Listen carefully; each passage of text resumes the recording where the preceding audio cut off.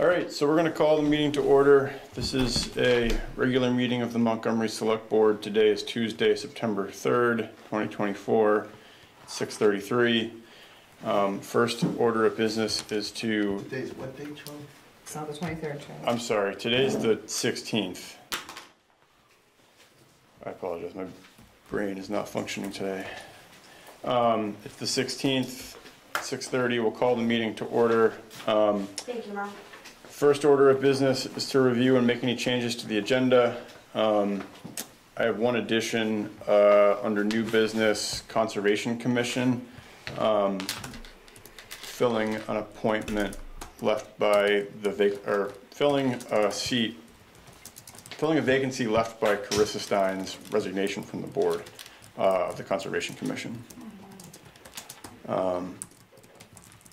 Any other additions or deletions to be made to the agenda? I'm just noticing that the date says September 3rd on tonight. Yeah, it's the 16th. Okay. Yeah. I'll make that According change to my here. computer and everyone else.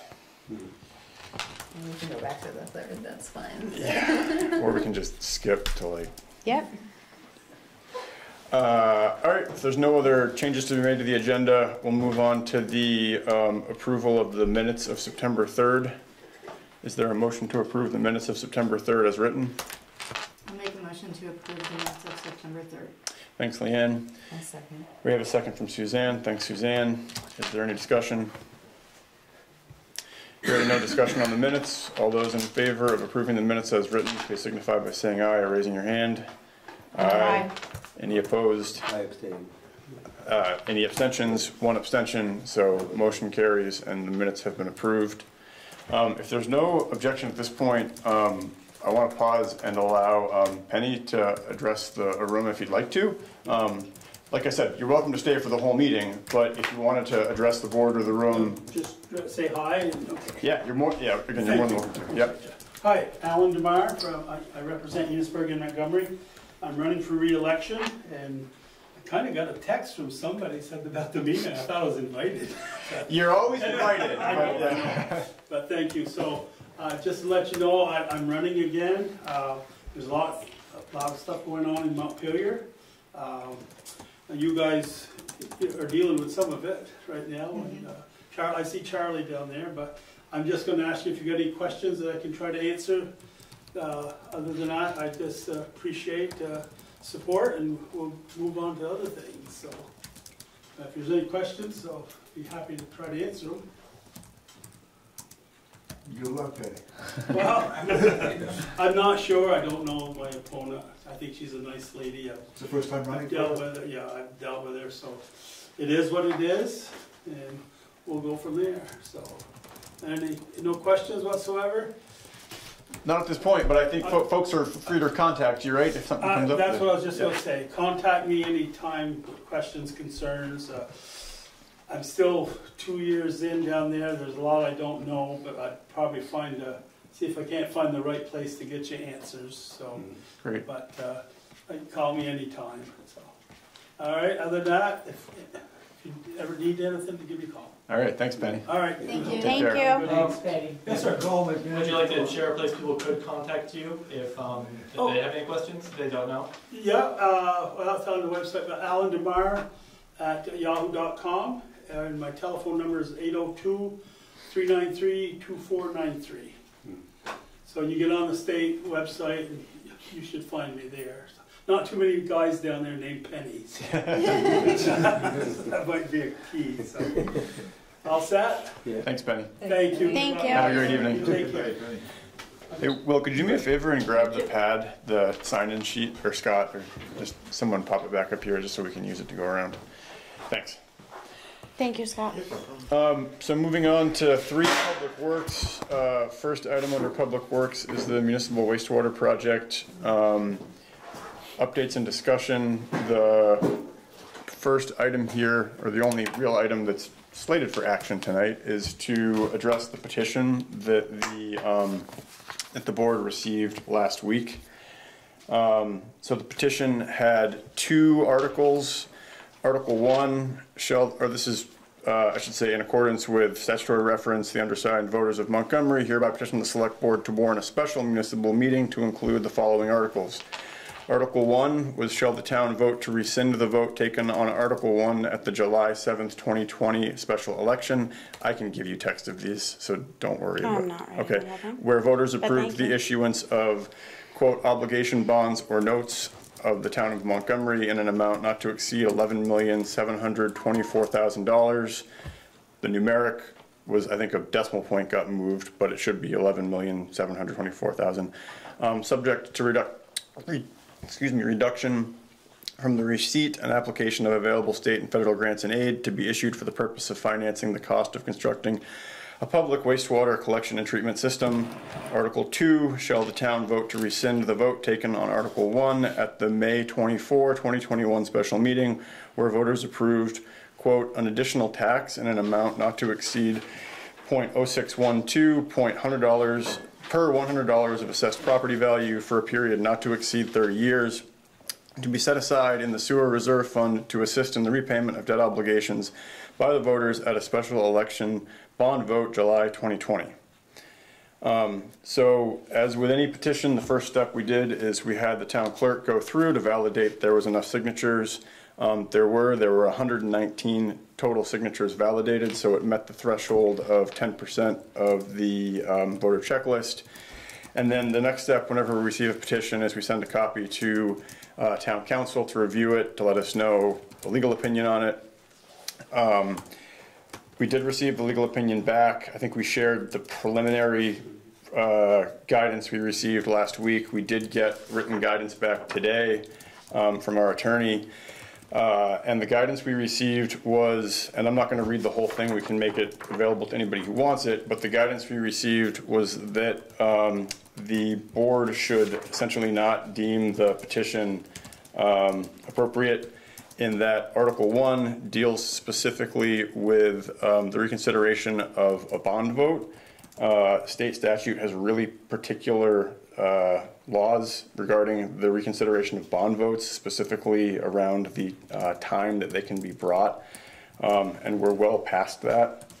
And so it substantially exceeds that timeline for a reconsideration vote. So the direction our attorney gave us was to deny Article 1 based on state statutes which govern bond votes and the reconsideration of bond votes. The guidance we got on Article 2 was that we should deny Article 2 because it asks to rescind something that does not exist. That vote did not pass at town meeting, so there is no additional tax in an amount not to exceed, et cetera, et cetera. And so you can't rescind something that doesn't exist. That is also something they recommended we deny. So again, the advice of council was to deny the petition on the grounds that it is not in accordance with statute and or reality. Is there a motion to act upon said petition? I'd make a motion to deny the petition based on council. Can't hear you, Suzanne. I'd make a motion to deny the petition based on the counsel from our attorney. Great. So Suzanne has made a motion to deny the petition. Is there a second? I'll second it. Thanks, Leanne. Is there any further discussion? Yes, there is, Charlie. I wasn't asking you, Merle. Thanks, though. We'll get to it. Pardon? I wasn't asking you, but we'll get to vote. We'll get to visitors. So give me a second. Is there any discussion by the board on the motion? No. No. Great. All right. So then we'll vote. All those. Charlie, Yes. point of order. Yes. The attorney completely ignored the enabling statute. She's like Harris. She don't answer the questions. I think that's Title 17. completely inappropriate to say something like that, Merle. Title 17, the enabling statute of 26 Are we voting? reads, Merle, we're in the middle of a vote, so you can certainly come bring that up during visitors, but we're in the middle of taking a vote. So oh, I have a right to listen. This is important. I'm not You denying quit it's stifling important. us, Charlie. I'm not stifling you, Merle. I'm Yes, going you to are. give You're trying everybody a to. chance to speak to this point as soon as we This is finish important. this. All right, Merle, go ahead. The floor is yours. It reads, the legislative body may warn a special municipal meeting when it deems it necessary, and shall, not may, but shall, call a special meeting on an application of 5% of the voters. The attorney completely ignored this. This is no leeway. If you receive a petition of 5% of the voters, the statute is very clear. The board shall call a special meeting. The legislative body may rescind the call of a special meeting called by them, but not a special meeting called on an application of 5% of the voters. That's the statute. I will submit it to you as evidence. And it's very clear, you have no leeway. And what that attorney said, as far as the legalities of the articles, I'm not arguing. I will argue that you have no choice in calling a special meeting. That's the statute. How can you say that? We got this at the 11th hour, so we had no opportunity to contact her or to cross-examine her, if you will, or have her address the statute. Great. Well, then you're welcome to reach out and contact Sarah as early as tomorrow morning at 9 a.m. when she's in the office, and we can reconsider this vote if and when we receive additional information. But at this point, the board has received guidance from our attorney, and that's the guidance that the board is prepared to act on, it seems like. So I appreciate your giving us the printout of Title 17. But again, we've received guidance from our attorney, which the board seems prone to act on. So with that, is there any further discussion on the motion? So before you vote, I think you need to find out. I think we've received guidance from our attorney, and if we find that that guidance is not accurate in the future, we can revisit this matter. But we've gotten guidance from our attorney, and we're going to act on that guidance. Merle. Does not give you leeway. You have to call a meeting. According to our attorney, we don't. We have separate, and I'm not going to sit here and debate with you who is right or who's wrong. Well, I'm going to go with. Didn't cite that statute, did you? Merle, we've gotten guidance from our attorney. We've shared the written guidance. We're going to act on that guidance. If at some point it's determined that that guidance was inaccurate, we can revisit this matter. But I'm not going to just because you walk in here with a piece of paper that's a printout of Title 17 and say this is what I'm saying is right. That's the statute. Just because That's you say the you're law. right doesn't mean that you're right, Merle. That's the law, so you want to ignore the law. I'm not ignoring the law. We went to a licensed attorney in the state of Vermont, our municipal attorney, to get guidance on this, and this is the answer she gave us. And I don't mean to say that I don't value your opinion, Merle, It's but not my opinion, Charlie, it's the law. That's not nobody's opinion. either way. That's the law. Thank you, Merle. Thank you for your input here. You have no leeway. Okay. We're going to call the question. All those in favor, please signify by saying aye or raising your hand. Aye. Any opposed? Any abstentions? With that, the petition has been denied. That's amazing. If somebody- Every one of you want to just ignore the law. We are ignoring the law, amazing. Merle. It's a Following the lawyer guidance works of for the our law, attorney. Merle. Like we're Looked following at the legal question and guidance. said, Merle, I encourage you to reach out to Sarah, who is our attorney at Tarrant, Gillies, and Shems tomorrow. You can talk this through with her. If she comes back and says, mea culpa, I made a mistake, we will revisit this and we will act upon that new information. It's a valid question that should be answered, don't you think? Great, you can ask her and get the answer. And then if we find out that is information that is conflicting with the information we received, we can act upon that. Have you given me permission to email her about that? You're free to email Sarah about anything you want to, Merle. Yeah, well, is she gonna send me a bill? She Maybe. may. I don't know. I don't work in her billing department, Merle, but you're welcome to reach out and email her with that question. Of course, it's a free country. Exactly. So I have to have your permission to reach out, Charlie. Well, you just asked if you have my permission to reach out to her, Merle, so I said you did. So I don't have to pay any bill. No, Merle, if you get a bill from Sarah, give it to me and I will pay the bill, personally, out of my pocket, if that makes you feel better. No, I wouldn't take it, Charlie. So that brings us through the act on the petition. At this point, we have visitors scheduled for later. I assume there's people here that want to speak to this individual direct article. So if there's no objection from the board, we can open up visitors and take public comment on this. My recommendation is that we keep our comments short, and maybe we need to set a timer, because last time I think that there was a lot of redundancy in the conversation that led to a lot of frustration on the part of people in the room and the part of people on the board. And so my suggestion would be that everybody's comments are limited to 2 minutes. Isn't this a public meeting? It is a public And meeting. everybody has the opportunity to Aren't we speak. entitled to speak? No, I Absolutely, but I think we need to move through it because there's a lot of other things on the agenda. And from a We need to get board used to it, 'cause we're perspective, coming every it week now. doesn't feel You're like more than people welcome are to, Chris. valuing the time of the board. Well, let's go around the room and we can see how this goes, and then if we want to allow more time, we can. I think Emily's overall point is that there's a number of issues on the agenda tonight the board needs to act Very on. long. And so, you know, we're going to take public comment and we can do that, but we don't want to be here forever. I'll go down the list just because we have it here. If anyone hasn't signed this, please sign in or let us know. Merle, anything additionally on the topic? I'm sorry. Anything additionally on this topic? On which one? On this topic? Wastewater. Anything additionally on this topic, Merle? No, thank you. Okay, thank you, Merle. Peter Locker. Yeah, my question is, you understand what the issue is that everyone's talking about. It's not the same project that it was. My question to you is, why are you choosing to hide behind statute rather than addressing concerns?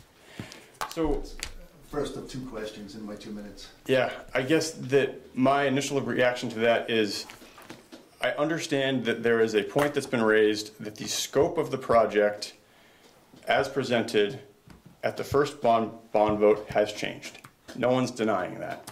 I think that the answer that I would give, and anyone else is welcome to give the answer that they want to this question, is that the change in scope and the resulting financing of this project, the way it's set now, I don't think warrants bringing it back to the voters, because what was put forward was that vote was as it's been said multiple times, a yellow light to move forward with caution, slowly, figure out the additional financing.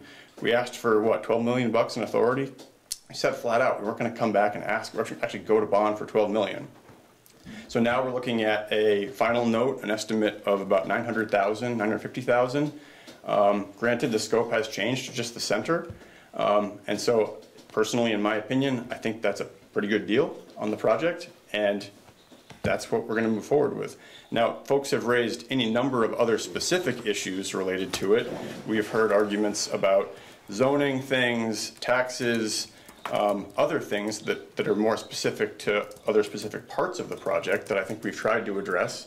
But again, I don't think any of those specific ones either would warrant bringing forward a special town meeting.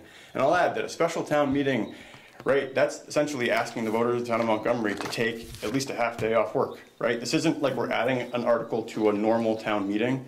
And personally, I might think about that differently. If we're gearing up for town meeting in March, it's already on the calendar, folks are already prepared for that.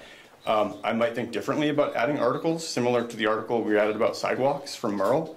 But to hold a special town meeting is asking a pretty specific and what I would think of a substantial obligation to the voters to turn out for it. And it's not something that I guess would just kind of take lightly. So in my opinion, others are welcome to respond to that if they want to. I mean, my feeling is, yeah, we had the bond vote. It was just to approve spending up to that much money for the town. But actually, we've got the 1% sales tax, so all the taxpayers aren't going to be paying we got the bond because the 1% sales tax is helping to pay for the wastewater system. It's paying the bond that all the taxpayers are going to pay in town. Am I correct, or? I mean, depending on how you look at it, you could say that people in town are paying the 1% sales tax on things. So, I mean, there's no impact on property taxes. Which, no, that's which what I mean. So, yeah, so there is no property tax impact. I think that was the question Article 2 on the petition was getting at, but there is no property tax. And then any bond vote is pretty much just a green light to go ahead, but you're way in the early stages of planning and everything, so things change during the Okay, whole that brings me process. to the second question. I mean, Was, sorry to cut you off, Mark. yeah. It was a yellow light to garner the money from the state or Fed? So the affirmative bond vote was needed in order to get the loan grant offer from USDA Rural Development, which kind of served as the foundational funding to build upon that. Understood. At some point, yellow went to green, but my question to you Well, is... I would actually say that we're still in yellow, right? If we go to bid Well, and we okay. get a bid back that's like, holy shit, we really underestimated this, that's a stop, a pause. What do we do? How do we fix it? We've had multiple People relied iterations on of your that. integrity to do just that, myself included. My question to you is, would you go on the record and let us know at what number the bid amount you would not exceed, or what number it would have to be under for you to proceed? Right now, you're, I think, at 12.9. It's a good question. As an engineering estimate. What number is a red light for you? I guess I would have to, because the number factors into the affordability of it, so the overall bond number that we would go towards is less, it's a concern, but my main concern factors into the parts that inform what the user fees are. The affordability of the project for the It users. applies to that, though. And they're at 1-point-something%. Yeah, but what I'm saying is that if you're bonding at X, but the other factors change, which inform that affordability metric, it's not just that bond amount, if that makes sense. I'd probably give you a range. Like if they can't. I'd like an exact number, because we're on record now, and Yeah. I'd like to know, is the light gonna be red, like you suggested it would be, if it were not affordable? Yeah. Your definition of affordability is based on the state's definition of affordability, what users will have to pay as a percentage of mean income, I think. Yeah, a percentage of MHI was the And I metric. also further note that you're not required to go by that guideline as a municipality. You can exceed it. You can to certain degrees, but if you exceed it to a certain degree, some of the funding stuff falls away. So yes, but within reason. All right, I went on your word, because you gave your word multiple times, that you'll throw the brakes on if it's appropriate. And I'm just curious, what has to come in front of the car for it to be appropriate? How much money? I mean, I would say that if they rolled back and they said it's a $2 million bond, that would be a red light. So, I mean, the total project cost. No, I think we've got to differentiate here, and this is something that I've noticed in a number of articles of correspondence. Just want to make sure we have total project cost and we have the actual loan amount to the community, which are drastically different numbers.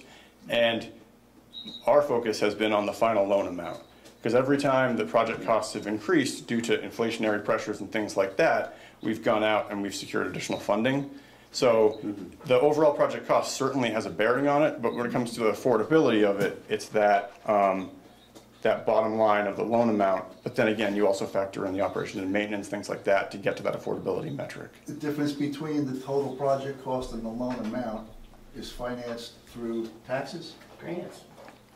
It's grant funded. The difference between the total project cost and the loan amount is you tick through the I don't have a projector here tonight. The loan amount you referred to, You know $900,000? the spreadsheet that we've reviewed here like multiple times. It's called the rainbow pie chart spreadsheet with the pie chart that shows what the funding. We've had it. It was in the town report a couple times. We've shown it here multiple times. You took me through it one time. Yeah. So like that's the math. Total project cost. You tick off the grant awards. Come to the bond amount. You factor in the interest rate, the term, debt payment, O&M, system cost, local option tax, and that's what gets you down to the math. We can, I mean, if folks want to review that, we can get a projector and at the next meeting, walk through those numbers. So the Chris, loan amount you is do how have that, much? by the way. I emailed you that stuff today. I just got it. Yeah, I apologize for the delay. Some of that stuff had to come from the engineers, and I wasn't able to get them nailed down until this afternoon. And some of the documents aren't finalized yet, so we're pulling numbers from parts The of loan amount things. you have as of today, What? the loan amount? 900 and something. What loan amount? Oh, Yeah. The loan So I guess amount- my question is, at what loan amount do you throw on the brakes? Yeah, I mean, I would say that if they came back with a bid, and I'm speaking for myself personally, if they came back and it looked like we were gonna be looking at a loan amount of 1.5 million, I would pump the brakes and say. Pump them or slam on them? Well, I slam on them, pump them, you know, whether they're ABS brakes or not, I don't know. But I'm like, saying, would you stop? I mean, I don't know if I would stop in terms of call it quits, but I would certainly pause and say like, hey, we gotta fix this, which is the exact same thing we've done every other time, and then we've gone out and gotten more money for it. So again, I think that cautious moving forward while keeping the affordability metric has always been what we've tried to do. And the affordability metric is a percentage. I mean, it's a number, but it's the percentage is a percentage of mean household MHI. income. Yeah, so right now, if we're looking at, So would it be easier to talk about it in terms of like the percentage of MHI, at which point like we as a board would be like, stop?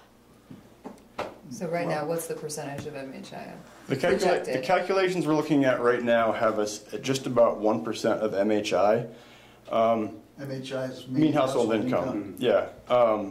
And I wouldn't say that like 1% hard and fast is the ceiling.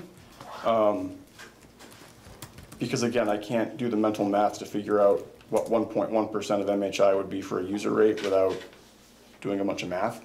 So I guess I can't give you an exact number.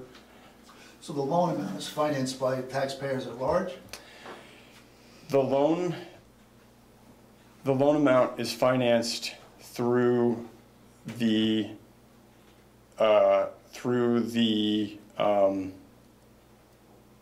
sorry, I did not get much sleep last night, so my brain is not firing right now on all cylinders. Right? But you've got the loan amount, which is financed through local option tax, and then you've got the user fees, which get baked into the system cost. So there's no general tax? No, there is There's no no impact general on property impact on tax. property taxes. No. I've exceeded my time. Thank you Okay, for the thanks, Peter. information. And if I could just ask one, and I totally respect your questions and like talk it through. I totally agree. Like the scope of the project changed in terms of losing the village. But if I could just ask, when folks talk about this, could you not use the term bait and switch? Because bait and switch, that implies. Bait and switch. No, it's not. No. Bait and switch applies malicious intent, and that what you put forward in the beginning knew it was inaccurate, and you were going to switch it out. And having put in, I don't know how many hundreds of hours trying to make this work, I do kind of take a little bit of defense at that. I'm not saying that the village is not, I'm not saying the village isn't gone. I'm not saying the project scope changed. I just think the term bait and switch comes with baggage that implies malicious intent, and there was, yes, it does. It was. Whatever. I'm just asking, I'm asking nicely if we could just refrain from using that. You could say it's different, the scope changed, but. The linguistic connotation of bait and switch is very negative and like denotes that there's no transparency of the board. Well, we can say whatever we want. You We can. have freedom of speech. You can, Absolutely. and my request was just to ask you, as politely as I can, that when you talk about it. I'd like to not have a sewer. I mean, how's that? Okay, Thank you. anyway. Joanne, anything on this? No, okay. Tosca? I'm just gonna look at this through the lens of the water project that happened many years ago when I sat on this board. And that project was about water. So nobody, this degree of animosity toward the board did not exist. We had some people that were pretty fired up. But that project took 10 years so people could drink water. And the project changed, and the scope of work constantly changed, and that's how these projects work. When you stick a shovel in the ground, you don't know necessarily if you're going to hit something, and there was so many issues. And it was, as Charlie said, hours. I had 3 little kids. I went to meetings almost every single day for 2 years. I walked the village and got easements signed. And it's hard work, and to listen to people around town, and again, bait and switch, that is mean. Don't be mean. These guys are sitting up here for not even $1,000 a year. They pretty much all waive that fee. and to be treated with disrespect is not okay.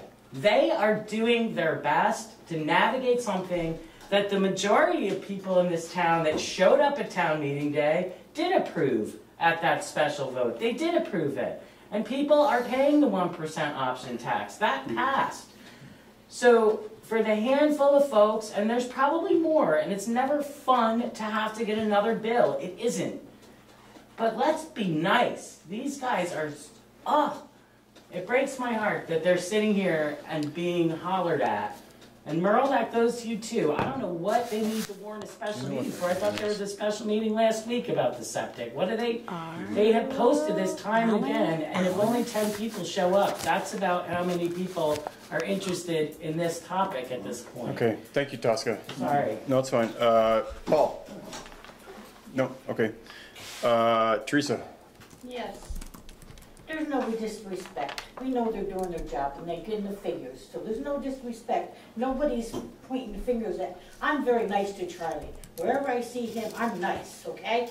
There's no but I walked door to door last week, 2 days, and I got a lot of signatures saying they do not want this, and they said if we had a meeting, a special meeting, everybody would be here to vote it no, or yes, or whatever the figure we're supposed to do. But I talked to a lot of people, door to door, that do not want this, and they didn't know. They signed the waiver there, we signed. I signed it, and I sent it in. I wanted to be opt-out, and I knew a lot of people right up on that road, Hazel's Notch, that did the same thing, but nobody heard them. Yes, everybody's in here talking to you guys, but that's what you get here.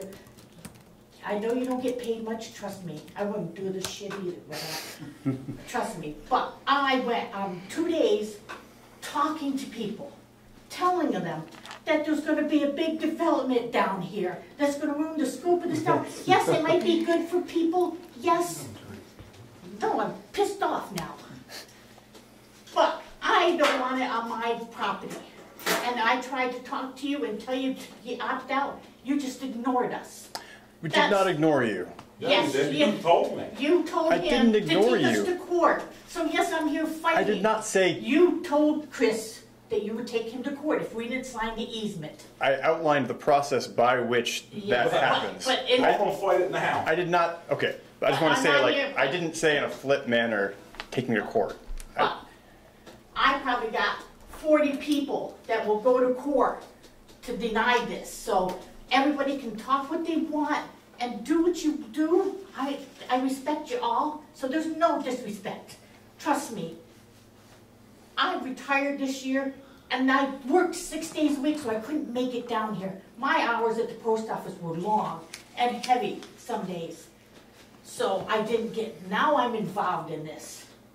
And I will go door to door another day if I have to and get more signatures. Because I'm not afraid. And I had 5 other people doing the same thing. Yes, the petition sucked, basically. But it wanted to get it out there to people saying that we had a choice. But it doesn't seem like we have a choice. Because it's going to be done in stone and nobody can do a damn thing about it. And that's why we're here. To try to do something different. You say you want to talk to people. Half the people don't even know who you are, Charlie. Don't even know the select board. They know Mark's on it. They know Mark's on it for sure, but nobody else knows anybody. I didn't know until all this stuff started. I didn't know what you guys did, and no disrespect at all to any of you. No, I just wanted you to realize there's people out there that don't want it. And that's all I wanted to say, so I hope I didn't go over my 2 minutes. You're fine, Teresa. Thank you. Chris? Yeah, I'll take as long as I need. Stop. I don't want to talk about the numbers. So you talk about 1.5% of mean household income as being about $600 a year. Now, if you figure in your O&M, so this is like, I watched a meeting that you had in 2020, July the 7th, or July the 2nd, where yellow light was said twice. Another thing, when Barry asked about when the project could be stopped, you said that the the voters are never obligated to go forward with the project. That was your exact words. So, I don't. and 1.5% of mean annual income, you said was 600. Right now, if you figure the O&M and just divide it by the 120, you're over 750. You're over 7 on the O&M. Now, I don't know how you got it. Like, I haven't had a chance to review the numbers. Yeah, I just got it. I know. And Fair enough. $900 and something $1,000 bond, you say, is being paid by a local options tax. Now, so that means that we have no bond payment, is what you're saying. Do I have a $0 bond payment and just an O&M bill? And that bill's over 700. USDA doesn't like to give the money if it's over 1.5% of mean annual household income. So right now you're over. I'm going to be going to the USDA with this. Because, 1.02. Yeah, you're welcome to. I mean, the the USDA. math works out to 750 something if you just do the math. 92,000 divided by $1.20. 120 users now. You said 165 is what you worked your numbers off because the village is gone. There's only 120 of us, and we're on the hook for all O&M and whatever bond. And then there's also a sewer benefit assessment. No, there's not. No, we can. But the way you voted this bond in was because you didn't put the exact language in the bond that said only the people that were on the sewer had to pay for the bond. The whole town could end up paying for the bond because it's not in the language, and state statute says in the language of the bond it has to say that only the users on the sewer, because I've read all this now, because like I said, I'm going to fight it here before I got to fight it in court. Yeah. You're not digging my lawn up. So I'm not paying for the rest of my life. Yeah. So to your point, yeah, when the town goes to get a bond, the bond is backed up by the full faith and credit of the full town. So like if something was to happen, the town is on the hook. So no, what I'm saying is the town, if they think it's so great that we have a sewer, can be asked to pay a percentage of the cost, the whole town as a whole, because the way that the bond was originally wrote does not say in the bond that only the users on the system have to pay the bond. So, I mean, how much can the town contribute? I'd like to see, well, that's where you think it's so great for the town, all the people that voted for it contribute to it. Yeah. I mean, why should I have to be the only one contributing? Oh, no, 120 people. Well, that's what I mean, but only the people on the sewer are the ones that are... Okay, so to that point, and I realize that you haven't had it long, and again, I appreciate that. Look over, the spreadsheet is the most focused explanation of these funds and that, so take a look at that, and I'm happy to talk it through. And then as far as the NRCA or the USDA goes, you can reach out to them if you want. I mean, we have monthly meetings with all the funding partners that review the spreadsheet I sent you, kick the tires on it, ask the questions. They don't know how to do math? Again, look at the spreadsheet and you'll see. I'm just going off the O&M, I'm not going off the bond part. Okay. Just review the numbers I sent and then we can chat. Totally, yeah. Those numbers are available elsewhere? Or?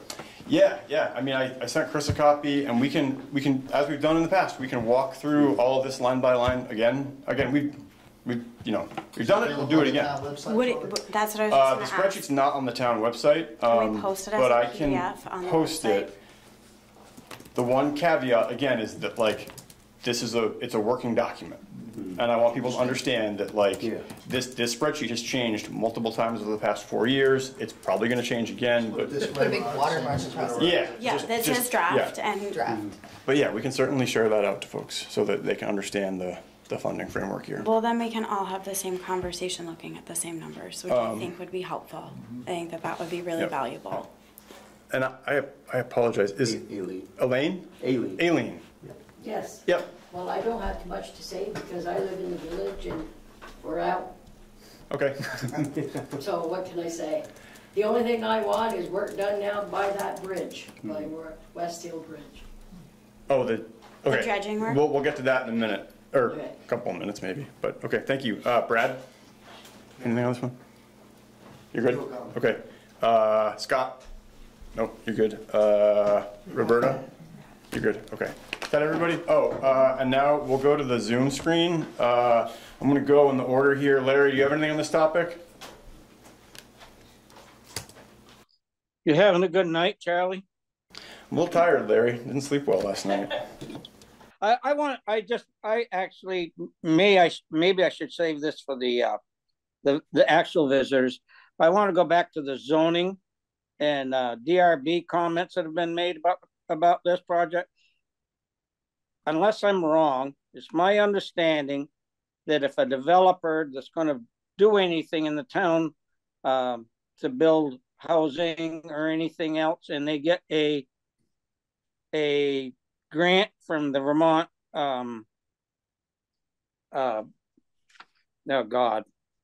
they get a from the Vermont Regional Planning Commission, that it will bypass the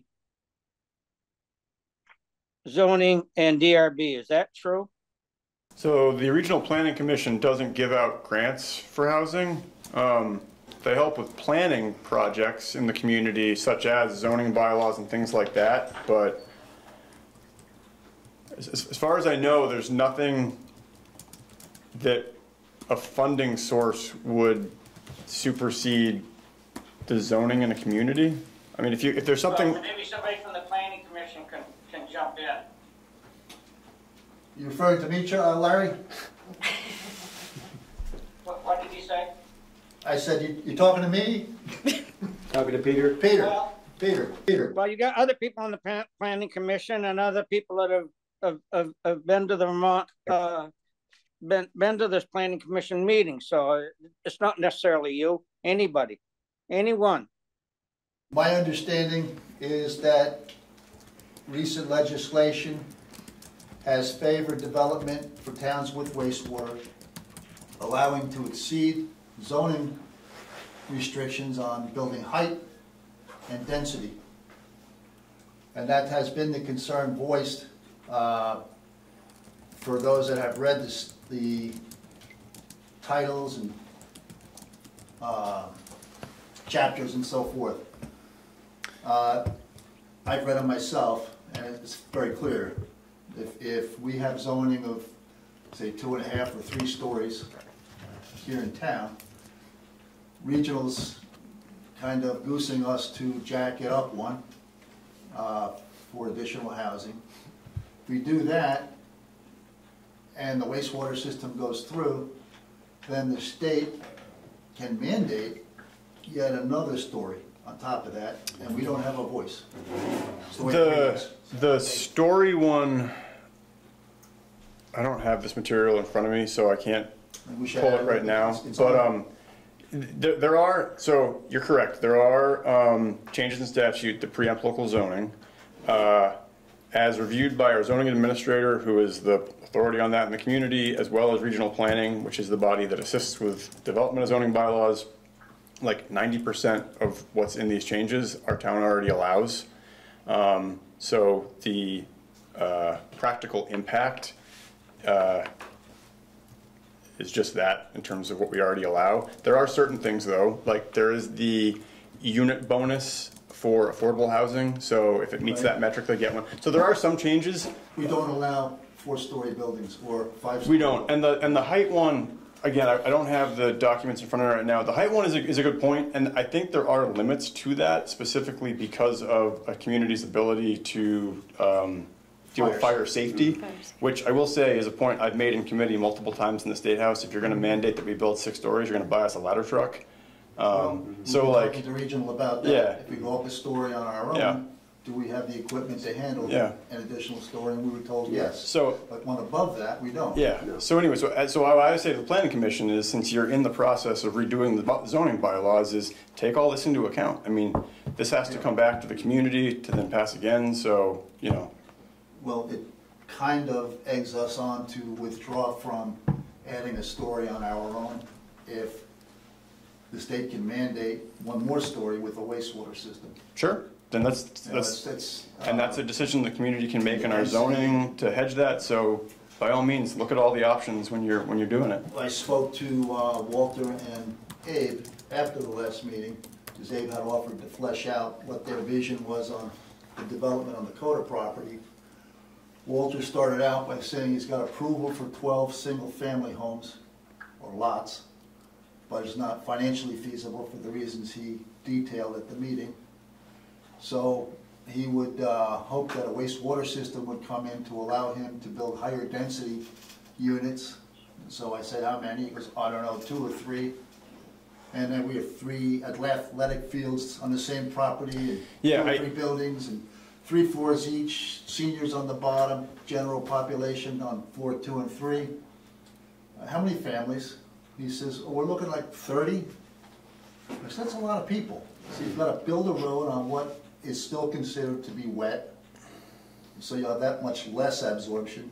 Well, they do have to go through all the wetland rules and stuff, Yeah. so, I mean, there are, But So- the point of it is that it does impact it, Larry.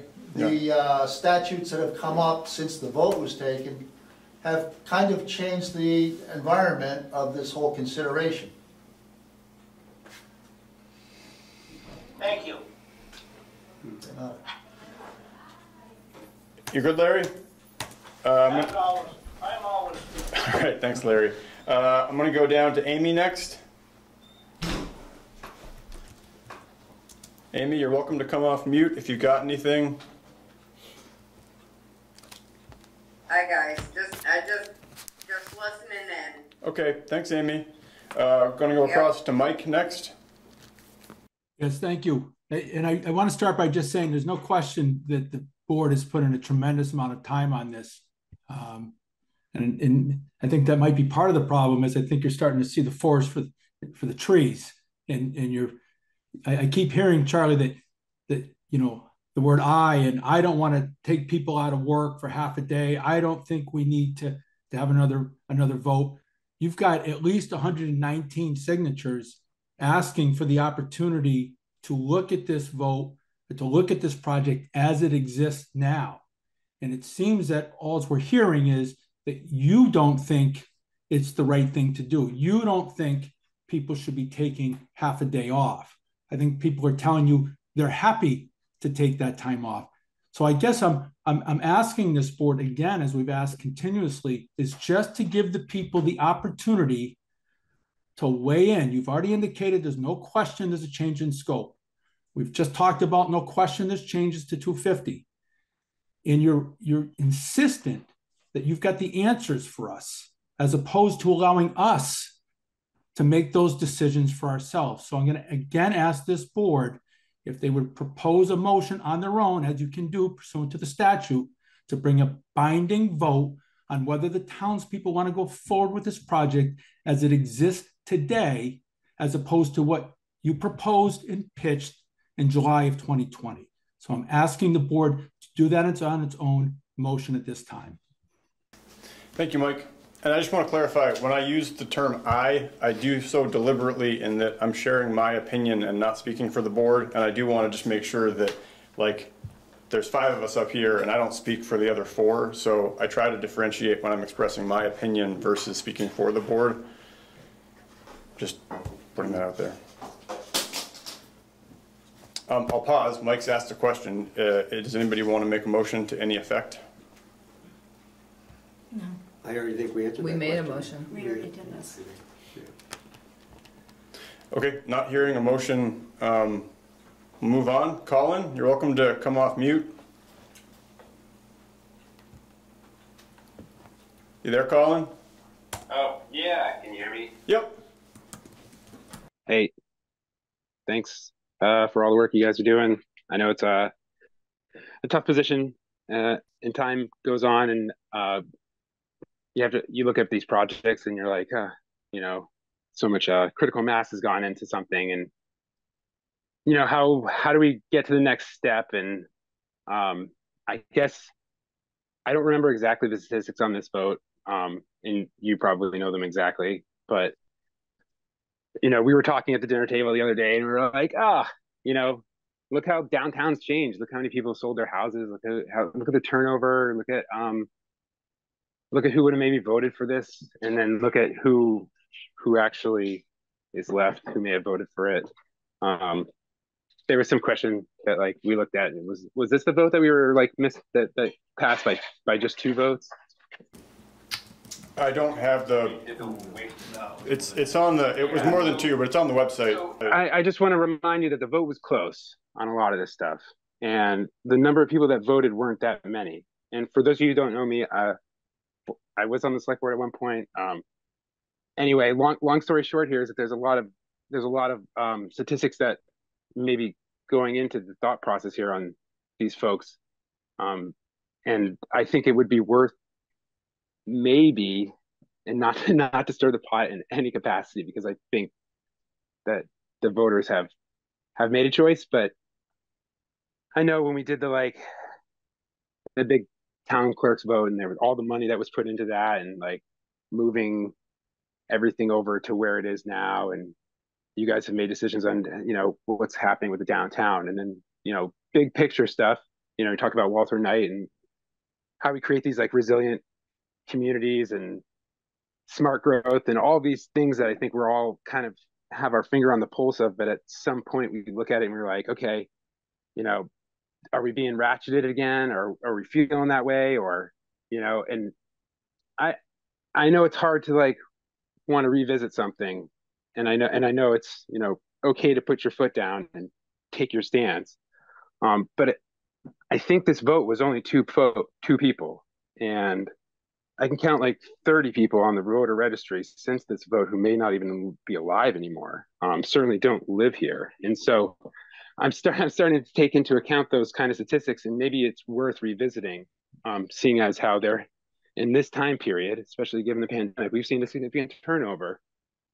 And, not to waste time in any space, but that's it. And I don't care either way. I just look at the big picture, and, history's proven that we go down roads of projects, we put bonds forward, we vote on them. Sometimes we vote on them not at the right time, or time changes, and we look at the project and it's now shrunk. And these are all factors that may be worth looking at it a little bit more in depth. And certainly from an environmental standpoint, if there's a problem downtown, then that's then there would be a problem. But I don't think we're there.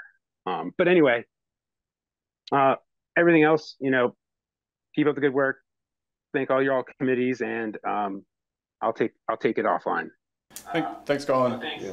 I'll talk to y'all.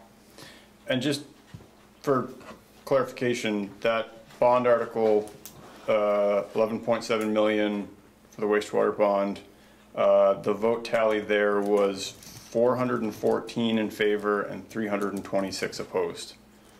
Say that again. 414 in favor, 326 opposed. And I'm just putting it out there because the number came up and I wanted to clarify what it was. That's about 90 people. Mm-hmm. It's not 2 people. Yeah. And that was the third vote on the subject? No, the second one. That was the only vote on the bond for the wastewater system. We only had one vote on that. There was only one vote on that one. Yeah. The town clerk's office was the one that had multiple bond votes that ended up having us bring in VCRD for community visits process that got us down this road. So yeah, it's been a while. Still haven't solved that town clerk's office yet. Just to so reiterate, we're not doing great, huh?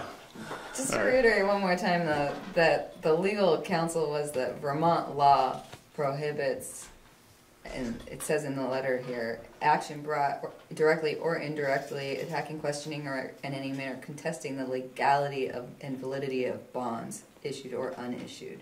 And there's a couple of more sentences following that just sort of reflect that. But like, I don't, I think we appreciate that the community has mixed feelings on this, and we're never going to make everybody happy.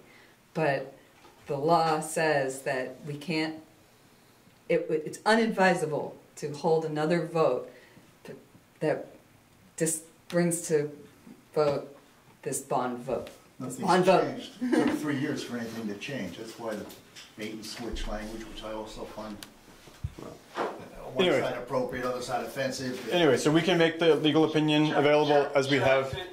Could I just throw it out there real quick, Colin? A 4 vote from town meeting could stifle this project, though, couldn't it? A 4 vote? Floor. A 4 vote. A floor. On a 4 vote at town meeting. It would depend on what the question was, I guess. Right, but I mean, if someone presented a 4 vote or a question before the town to vote on at town meeting. Yeah, I mean, if someone Yeah, that would be a floor vote. You would need people to show up, is all I'm saying. And so if as we made clear, adverse opinion to what's happened, your opportunity time is during the budget making process to make it clear to everybody that we have two processes for town government, that you are entitled to show up for all the budget making processes, and that takes place when, and you can clarify those dates and who is on the committee for that to participate in. And you can also present the opportunity to present a floor vote at town meeting, which would in turn could potentially change the trajectory of this in and of itself. So just make them aware, Charlie, please. Yeah. There is a process that's open to the floor for the community. Yes. Yeah, thank you, Colin. So we did make it clear at the last meeting that, you know, Montgomery's a floor town as opposed to Australian ballot. There's a process for changing that. So we tried to make that clear to folks, the process by which votes would have to happen.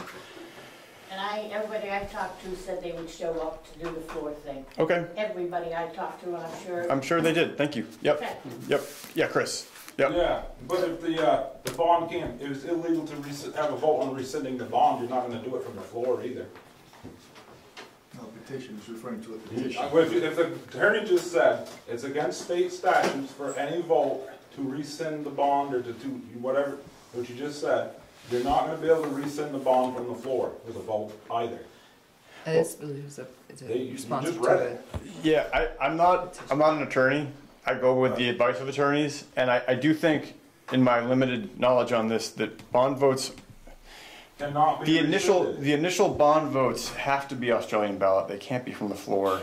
The reconsideration of one, if the petition had been brought within a certain amount of time, would have triggered a reconsideration vote by Australian ballot. Yeah, at this point, I don't know. Yeah, so at this point, I can't answer the question as to legally. Tell people they won't be able to rescind that bond from the floor. That's what the lawyer said. Town meeting, you won't. All right, well, maybe we need to get clarity on that, and then we can present that. Let's not tell them that they can and let them think that they can. Well, I'm not telling them they can anything. Okay, I'm not. Yeah, I'm just passing along what our attorney told us.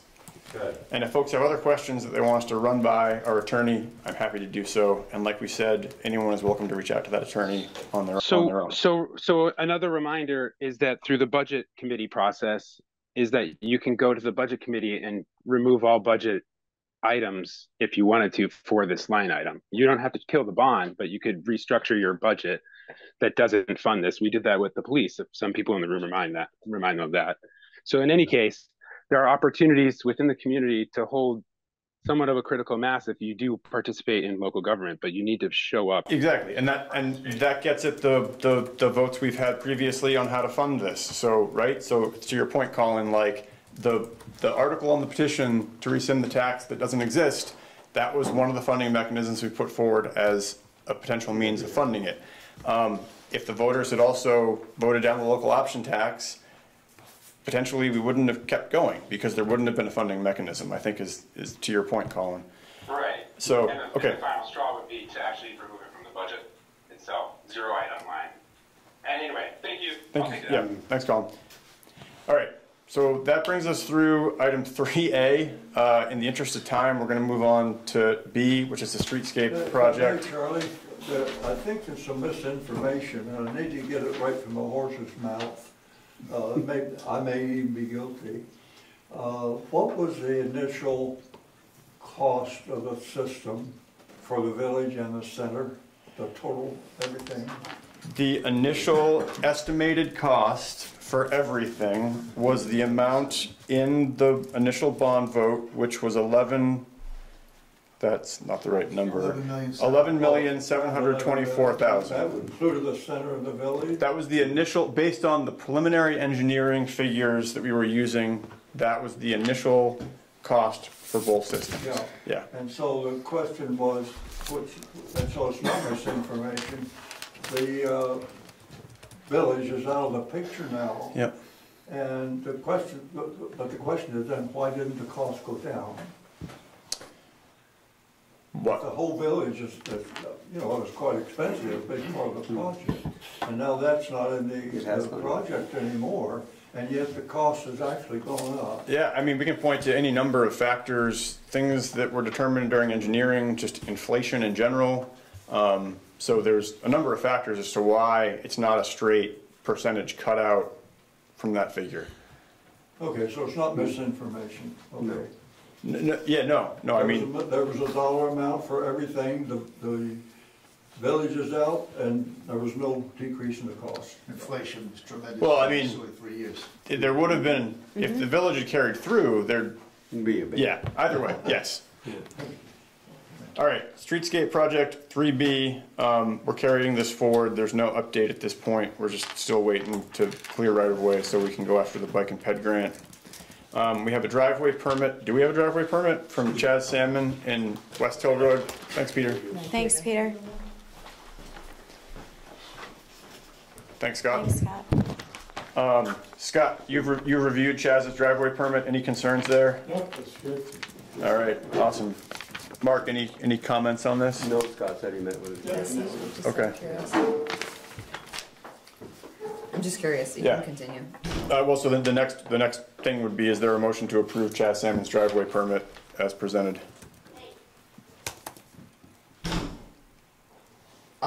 Yeah, I'll make a motion to approve. I was just curious where he was putting it. Okay. Is there a second? I'll second. Second from Mark. Is there any further discussion? Can I see it?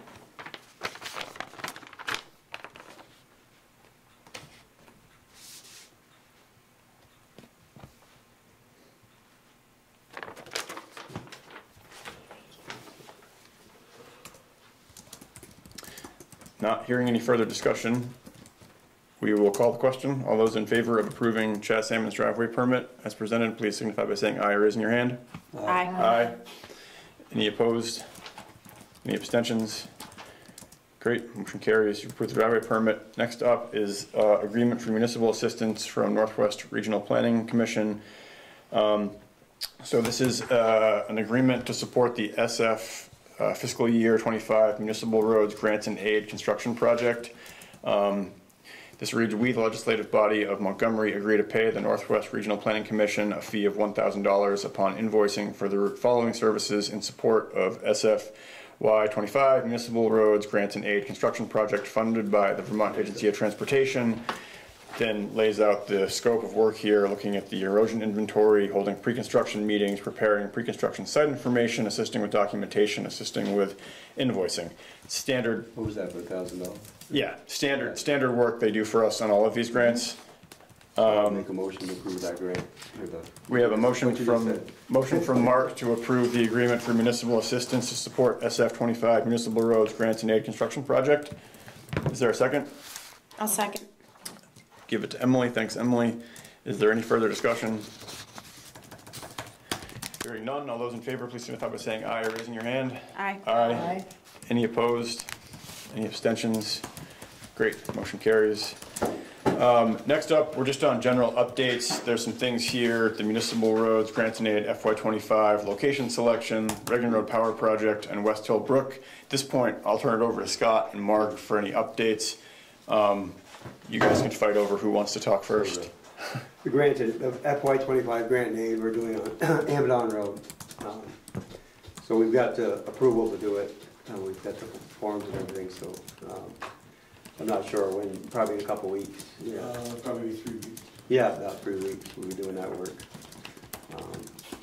And the Reagan Road Power Project is pretty much just waiting to get hooked up to power, right? The conduit's all in, the wells are all in, and they have installed a new pole, and power company, I think this week, or the end of this week or the first next week's gonna pull the power lines, and Doug has done his end already, so just waiting on the power company, and it should be hooked up this next week. So I'll get a hold of somebody to hook up for the telemetry for the water system. Awesome. And then we should be good with that. Great. Other updates on? I got one other thing here. I don't know if everybody's aware of it or not, but there was a fire hydrant taken out on Main Street last week. Another one? Yeah. Mailman took this one out. Yes. Took it right off, cleaned it right off, sent it to the next house driveway. Trying to get that mail in the box by 5 p.m. I got a quote to have it fixed, and I spoke with the postmaster. They have a new postmaster, and they're gonna claim it on their insurance, so I have a quote here for you guys to look at, and I'll email it to them. Great. For their insurance, because they're apparently self-insured. These, when I talked with, I'm going through EJ Prescott, they have the only local ones with parts, and those are made to break off at 35 miles an hour. He was in the village, so he had to be exceeding 35 miles. He sent it to the next driveway. Jeez. So here's a quote, it is $1,021 to have it repaired. Okay. Do we need to act on that, or just I need permission to order to go ahead with it? Yeah. The parts. They'll fix it for us. Yeah. So that's $1,000, purchasing policy. Then, I think you can just do this. well, then this Well, will be. they're paying for it? They'll be paid. Yeah, but I think you have authority just to order this without us Okay. moving on it, so you're good to go there. Okay, Yeah. I just Yeah. wanted to make sure. No, They're gonna, always better to check, They're so. definitely gonna reimburse us, and they're sending me over a copy of the accident report, so you guys, I'll be bringing up the list, and show Yeah. a copy and put it in the file. Yeah. But yeah, no, it's rather expensive. Yeah. And where are we with the other hydrant replacements? I'm trying to get them scheduled to get them done. Okay, can we get them done before winter? I'm trying. Okay. Yeah. Great. Yeah. Because the hydrants are in the yard, aren't they? Yeah, they are. We have 3 And of I've them. got Yeah. the other parts. I'm just trying to get contractors lined up. Okay. Yeah, if we can get those in before winter, that'd be good. With all the flooding and everything in the state. Yeah. People that put those in are extremely busy. Yeah. No, understandable. Yeah. Yeah, it's hard to get Yep. it scheduled. Okay. And then West Hill Brook, the bridge at the bottom, it's, of course, it's almost plugged with gravel. So I reached out to Water, Steve Stanley. not Steve Stanley, Chris? Brunel. And so we have to get a permit through Chris Brunel because he gives permits to work in the rivers and stuff. Last time I got a permit for it was 10 years ago. In the meantime, St. Ange's cleaned it out after the Halloween flood, and it was $25,000, and the state paid for it because it's actually not, it's a state bridge, not the town. And all the material has to go to a licensed site. So I reached out to Chris Brunel to see if I could get the permit, and then I reached out to V-Trans to see if they could do the work, because it has to be done a certain way, and it's really V-Trans's problem. And V-Trans told me they could not help us with it. Yeah. And you have to have, you can't work in the river after October 1st.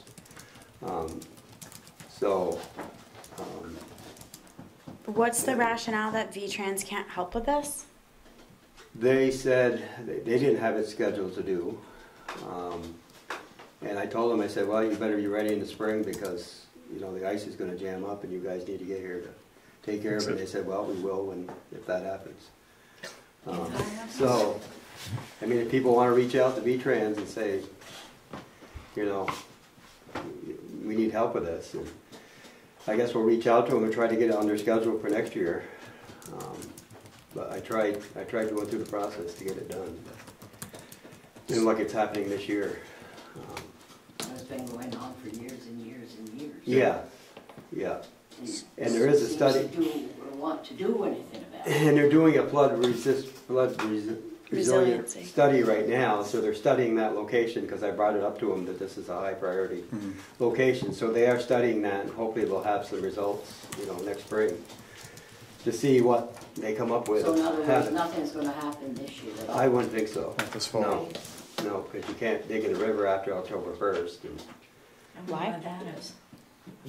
because that's the law. It's the law, and Why? It's like a random because your water level starts going. In the words of my mom, because I said so. I bet if it were an emergency, they'd be digging. Yeah. I think it has to do with the fish. It's an aquatic I habitat. mean, I don't unless know it's an specific. emergency situation. Did you have something else on this one, Scott? Do you want to? Also as well, the permit that Chris would have issued is only for 50 yards of gravel. Yeah, I mean, That's Which is 3 truckloads. 3 truckloads. Yeah. Yeah. Removing that, That's all you're they saying. wanted to issue the ticket. but there's so many stipulations of doing it. I mean, you can't dig in the water. You have to reroute the channels and you know, and it's really it's a V-Trans issue, and I didn't see the town coming up with don't know, 25 to 50,000 to do it, so.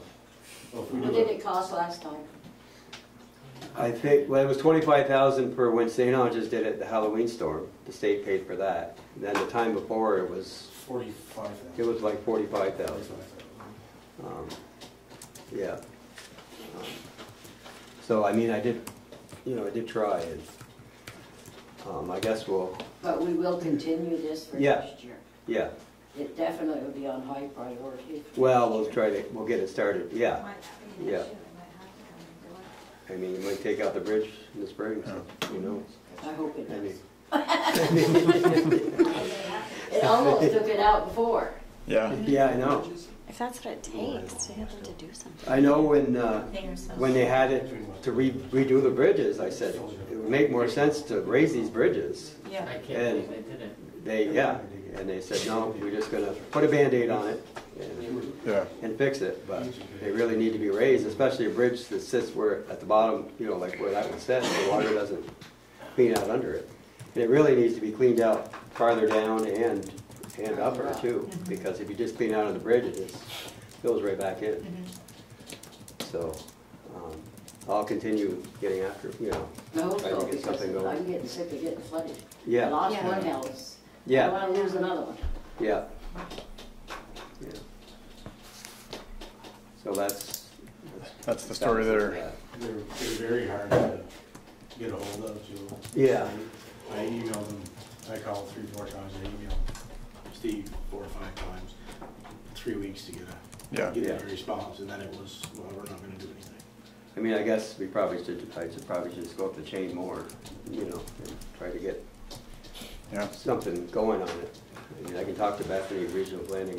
Can we just organize a pickup truck brigade? Everybody bring a shovel, get it done in a weekend. I was gonna say that. Then you'll have a fine to pay. They'll respond a lot quicker once the excavator gets in there. If we're in the river? Take a shovel full of dirt out of a river? Take one shovel? I don't know. Oh, you know, Charlie, sometimes you gotta think outside the box. Hey, I'm all about thinking outside the box, Tosca. Get it done. Yeah. All right. Any other updates or anything that we need to act on tonight, or? No, not all right. We just wanted to bring up during budget time that we really need to start looking at trying to get a new truck. Yep. We've had a lot of. Is the 18 back? No.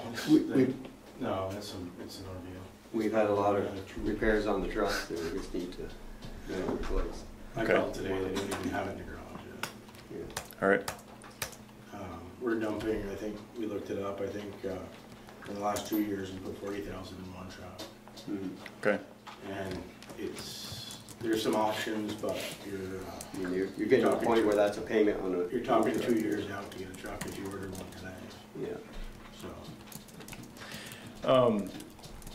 All right, well, thanks, guys. The one other thing that I will just put out there is I am working with Zach and Liz right now to get a button on the website that folks can just do a one-stop click. We're going to do one for roads and for water.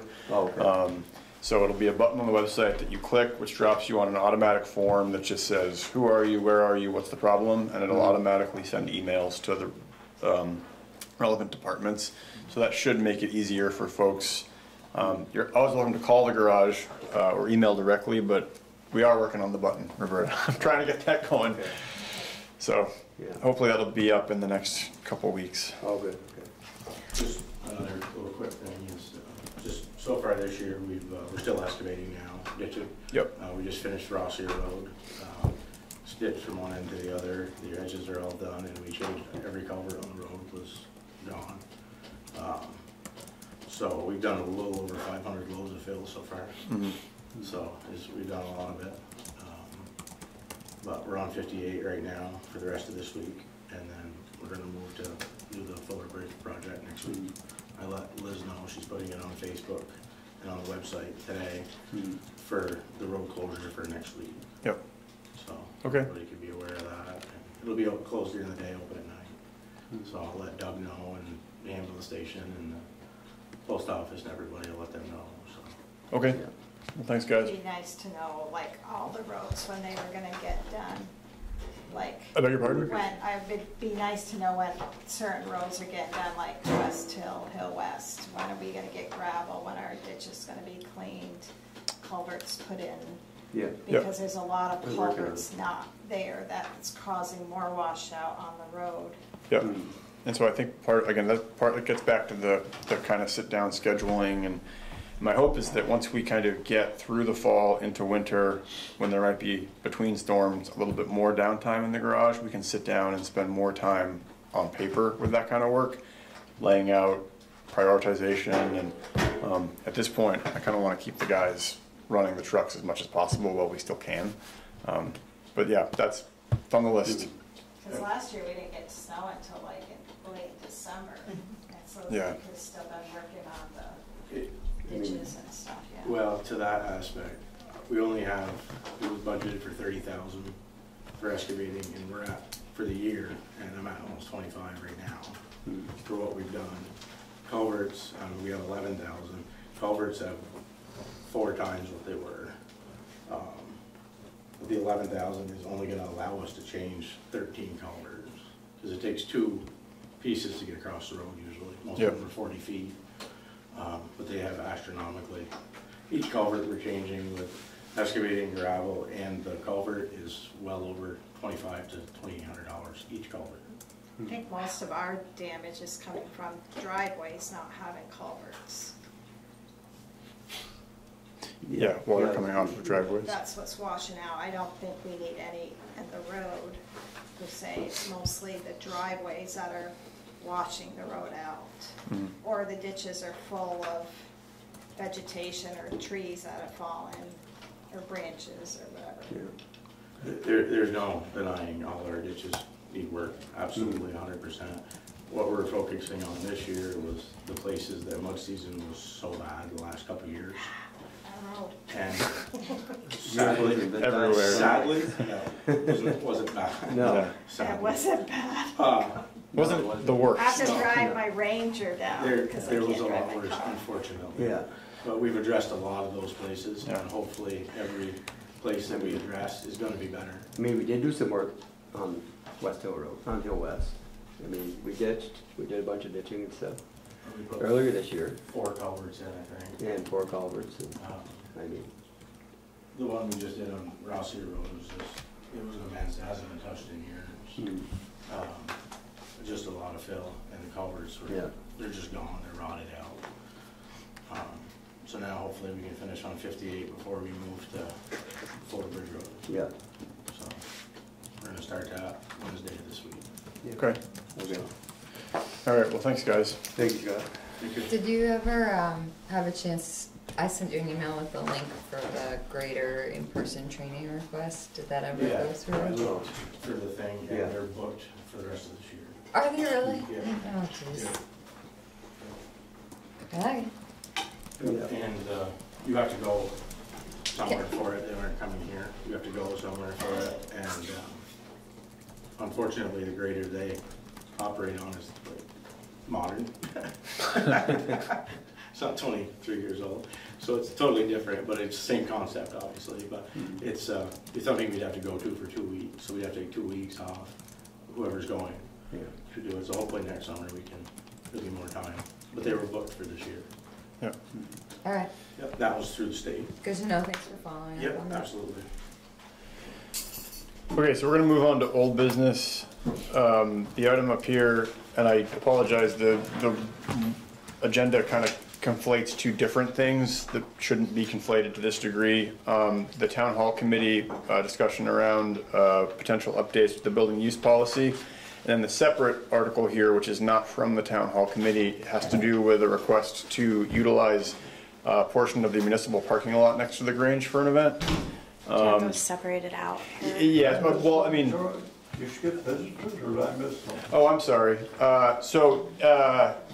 We can do visitors again. Anybody have anything pertaining to the discussions that we've just had on roads and stuff like that? Well, I did. First, I want to say that the guys did a super job up there, not potholed the bridge. Yeah. It's still holding up. They did a super job. It's just too bad it wasn't done sooner. Yeah. Yeah. And I want to congratulate Suzanne at the last meeting. She voted at the time what she felt was the right thing to do. Had a dissenting vote, which I think, to my knowledge, is probably one of the first dissenting votes on this board. And there should be more, because there's no way in God's green earth 5 people agree on everything all the time. It don't happen. 2 people love one another, living together, don't agree all the time, but they discuss it and they work it out. But we just don't see input from the people, from most of the members of this board. And I'll tell you what I've heard, and I wasn't in the discussion, I've heard, quote, "Those women are afraid of Charlie." That's the impression that's the impression you're giving people because you don't know nothing. You don't know input. Charlie's attitude. You just don't have any discussion. You never have a dissenting vote. And you just really, basically, that's the impression you get. I think we've had dissenting votes. Really, it is. I hope you guys aren't tell you what some people think. Sorry, Charlie, you're not particularly fear-inspiring. Passive is, like, I think Leanne is probably the most passive person I've ever seen on any board, and that's not derogatory. All right, we're all down this route. I don't think that's appropriate. It is not disrespectful. It is disrespectful, so I think you need to stop. There's nothing wrong with that characteristic trait. It's Okay. Probably the most. Hey, do you have anything else on the business? In the human race. Anything else on the business at hand? Any other comments? You always cut me off. Well, that's because you tend to go so far into the inappropriate nature of commenting on passivity of board member. You made the decision. You asked the ladies you to didn't stand even up. address They your just own did. I mean, they just showed you. The What? ladies on this board, I think, just showed you that they are not. They're absolutely talking back to you. They're pushing back and saying you're being disrespectful to them. So why don't you listen to them now that they've said that? And I'd be. I don't think anybody was disrespectful to you folks tonight. I certainly never ever tend to be respectful to anybody. But when you're a servant of the town, it goes with the territory. You have a seat, and that's where people come to vent their frustrations. And that's part of it. I know, I've been in it for 44 years. I've served continuously in this town since 1980 as a public servant in one or more positions. And I know what it is, and you got to take it. I mean, if somebody has their frustrations, hey, who are they going to take it out on? We're going to take it out on who's ever in that seat. And it's not being disrespectful. I don't think. There is a way to do it that is respectful and a way that isn't, and you've definitely crossed that line tonight. What? Thank you. What's disrespectful? Your characterization of people on this board without full knowledge. I think you've been asked to stop, and you haven't, which is also disrespectful. So I think we should move on. Gladly. Yeah. Okay. Thanks, Merle. Teresa, you? One thing that I need, is nothing with the wastewater, nothing. It is Hazen's Knot Road, 58. Yes, here we go. I am tired of people driving like a bat out of hell coming down that hill. Yeah. I have a solution, so ponder it on yourselves. It's like just an idea. solutions. It's in Enosburg, you know that one road that's 25 miles? Yeah. Orchard past Street. TD Bank? Orchard Street. Yeah, they got them slow things and they take them up in the winter Yeah. and they pull them back down. That is I don't know if that worked. the best design, because nobody's reading They're speed plastic. limits saying 25 miles an hour. Yeah. Trucks going up and down that hill. We have skin marks down the front of our road because of trucks. Like he said, you don't I want a don't big think- truck going over. I don't think trucks can do that going on that hill. I mean, this is on a level. I mean, trucks having to Well, slow how down else- that much going up the hill. How else do we stop them from going Put the same sign up they 56 put down here. Speed signs. 50, 60 miles an hour? I know they're going that fast because sometimes I go fast in speed zones. I don't see So how I pretty they- much know. I know what I'm, I but this don't road, see how they make that corner going that fast. yes, from my house down, they put the brakes on. I mean, that's common knowledge, you're gonna wear out your brakes, but people, you can't fix stupid. But, my concern is when I pull out of my driveway, or either house, Yeah. There's a car coming, bat out of hell, are they gonna stop, or are they gonna hit me? Even though there's signs saying blind driveways. Yeah. And it's on the Regan Road, and it's on Hazen's Notch. He yells at me every time when I try to say, really, you're going this fast? But, and I see his point too, but there's gotta be a point. In the wintertime, they don't go because they can hardly get up the hill. But coming down, they're a little careful. But ever since they paved the road, a couple years ago, they go. It was paved before, we just repaved it. Yeah, but there was a lot of potholes. Oh. There was a lot of potholes. So You're going to be out there with a sledgehammer tonight, just making potholes in the road. I have a skidder in my house. I haven't closed it. You're right. I do. You don't need a sledgehammer. No, I wouldn't use that much force, but I just want you guys, maybe not this year, it's over and done with, maybe something on the next year. Yeah. I mean, the one thing about that, just to the point about the speed bumps, is that it is a state highway, so we would have to. I thought it wasn't a state highway. Well, it's still. I mean, it's a state highway. I think. Class 2. Yeah. Okay, I just. We don't want the speed bump anyway. No. But I hear what you're saying on the speed, and I agree with you. You ask somebody in Maybe Enosburg better who has a signage. speed bump put in front of their place, they are not happy. People I'm are ready not to put happy. one of them strips out, but I won't do that because that causes damage and causes an accident, but that's how freaked I am about. And on one Sunday, Canadians must have came down through before they closed down. Because they must have looped through 91 and came through this way to go home. They were the worst. All right, I got you. That's Canadian, but All right. whatever, whatever. Anybody else for visitors? No. All right, then we're going to go to old business, town hall committee. Oh, I'm sorry. Sorry, I forgot about the Zoom. Larry, it's all you. Go ahead. Well, first of all, I want to give hats off to the road crew. They really worked hard to make improvements to our roads. They really have. And I never thought I'd give Tosca a compliment. Never. I don't know what's wrong with me, but I think her and her committee have done a remarkable job down there at the Grange Hall. Secondly, or thirdly, I should say, not very long ago, Mark declared that the 58 was a town road.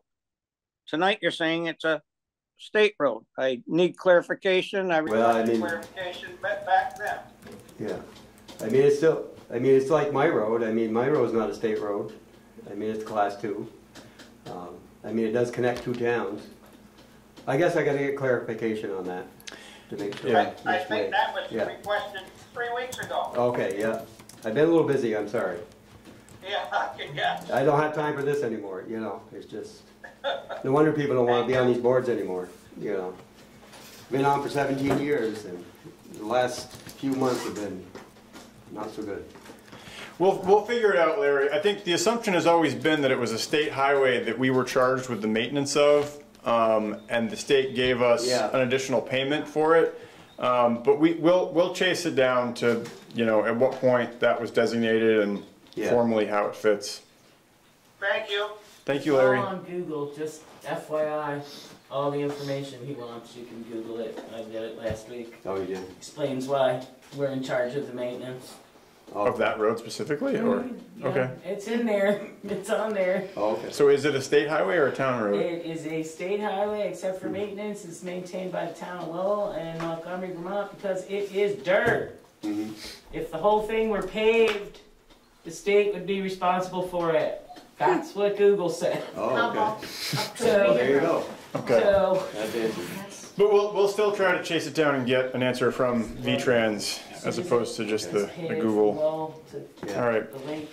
Amy, anything for visitors, Amy? Yeah. I just want Mark to not get so discouraged. I know it's been tough the last few months, but hang in there, buddy. Guess I will. Thanks, Amy. All right. He's had a lot on his shoulders, and he's a good guy, and he does a lot for the town. Yep. Thank you. Amen to that. All right. I'm done. Thanks, guys. Thank you, Amy. So now we'll go to the town hall committee, and so the main crux of this has to do with the building use policy. And sorry, you told me to separate out the municipal parking lot use. We got interrupted after. Yeah, I mean, it's, you don't have to like separate it necessarily. I just wanted to make the point that the municipal parking lot use is not directly tied to the town hall committee and their work. No. Okay. The request is made to the board. I happen to lump things together in the agenda just because of adjacency and my brain not separating them. Okay, thank you. So we did get this afternoon, and Tosca gave out copies of a draft amendment to the building use policy. And can I just start this discussion by saying I want everybody to read this. I'm not looking for any action on this evening. Our committee has not even had time to go over this at a meeting, which is usually the process. Because there was some time-sensitive things coming up, we wanted to get it in your hands to look over. Specifically, Cold Hollow to Canada has an event booked October 10th, and there may or may not be kitchen usage needed. Charlie and I had a brief discussion, and your assumption at one point was the basement was already being rented. It wasn't really. So this kind of puts that cart before the horse to like, let's look at this. But our committee has not had a proper vetting of it either. I did this today when I saw the agenda. Okay. That's all I have to add to this. I have to get up at 3 in the morning, and I'm gonna go now. Okay, thank you, Tosca. You're good with that? So you're good with that? So, I mean, Joanne, I don't know if Joanne wanted to add to that. yeah, folks are welcome to. In terms of this particular document, it was done today in the interest of possibly. No discussion amongst our committee. Exactly. Okay, so and it's I want to make that clear that the committee is not. Okay, so all been given a copy, but it's the same as you. So. Okay, so then the board. Did a really good job down there. I went there. Look, really good job down there. So the board can look this over and make comments and add notes. In the meantime, the town hall committee will meet again. Correct. And then the expectation would be that the committee would bring forward a recommendation in a couple weeks?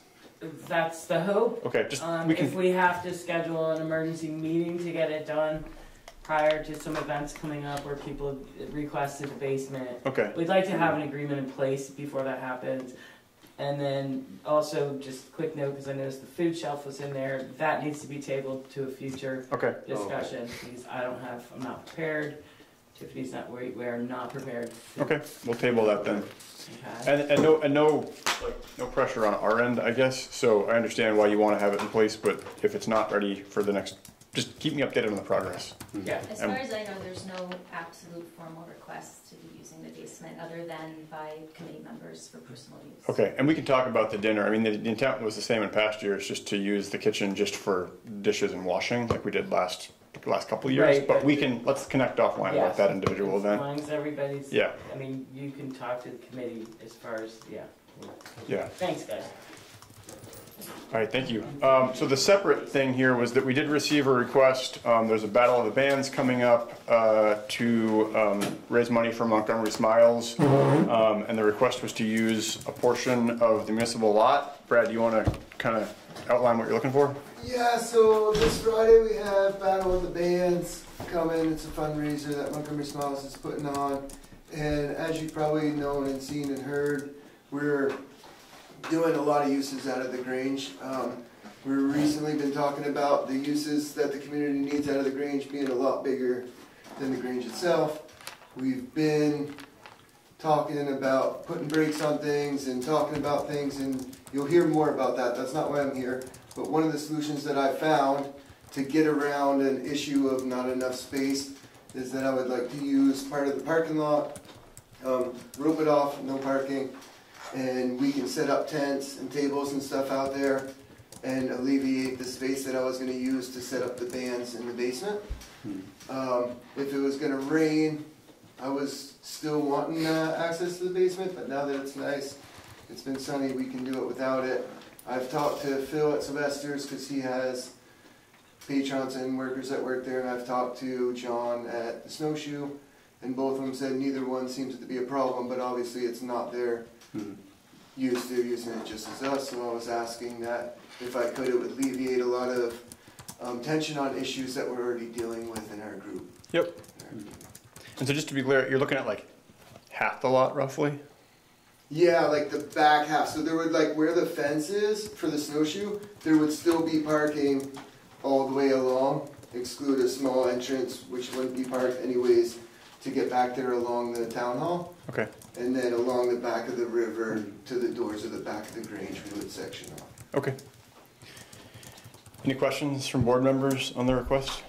No, that sounds reasonable. Do you have time? Do you just have like an idea of timing when you would sort of cordon that off? I would want to do it by Friday, early Friday morning. Charlie is renting the town hall. I obviously wouldn't want to interfere with business at the snowshoe Thursday night either, so it wouldn't be until after they close. And also Charlie has the town hall until midnight as well. If he plans to use oh, that is this the day after? After you Wait. You said it was this Friday.